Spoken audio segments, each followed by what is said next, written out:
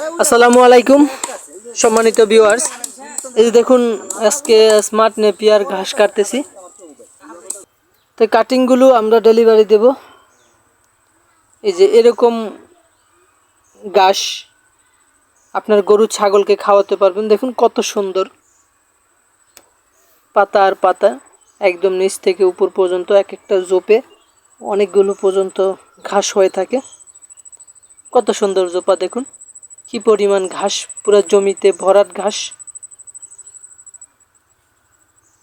এরকম ঘাস যদি চাষ করতে পারেন তাহলে আপনার গরু ছাগল পালন করাটা খুব সহজ হয়ে যাবে এবং আপনি অল্প সময় ঘাস কাটলেই অনেকগুলো গরুর জন্য ঘাস কাটতে পারবেন। আর এই ঘাসটার জন্য কোনো মেশিনের প্রয়োজন হয় না, শুধু গরু ছাগলকে দিলেই খেয়ে ফেলবে নরম একটি ঘাস। তো সেজন্য নতুন খামারি হয়ে থাকলে আপনার এই ঘাসটা চাষ করা উচিত, বা আপনি খামার বড় করতে চান তাহলে কিছু অংশ জমিতে আপনি এই গাছটা চাষ করতে পারেন। দেখতে পারেন আসলে এটা কীরকম ফলন দেয়। আলহামদুলিল্লাহ আমি ভালো ফলন পেয়েছি এই ঘাসটা থেকে। খুব ভালো সোপা হয়ে থাকে এক একটি ঘাসে। দেখুন এক একটি সোপায় কীরকম হয়েছে। তো এরকম ঘাস পাবেন আপনারা, নরম একটি ঘাস, হাই প্রোটিন সমৃদ্ধ, 22 থেকে 25% প্রোটিন আছে এই ঘাসটাতে। আপনার গরু ছাগলের জন্য আপনি এই ঘাসটা চাষ করতে পারেন। উঁচু জমি নির্বাচন করবেন, তারপর জমিতে 2 থেকে 3টা চাষ দিবেন, তারপর কাটিংটা জমি মাটির নিচে 1 থেকে 2 ইঞ্চি নিচে শোয়া মাটি দিয়ে ঢাইকা দিবেন। তাইলেই হবে আপনার মূলত এই ঘাসটা চাষ পদ্ধতি।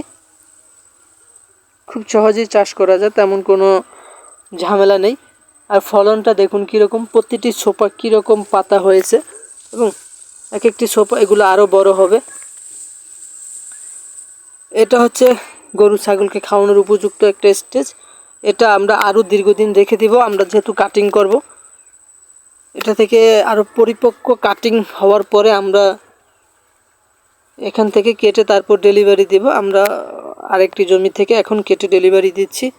এটা আমাদের পরবর্তী পারে আমরা ডেলিভারি দেব পরিপক্ক, কিছুদিন পরে পরিপক্ক হলে।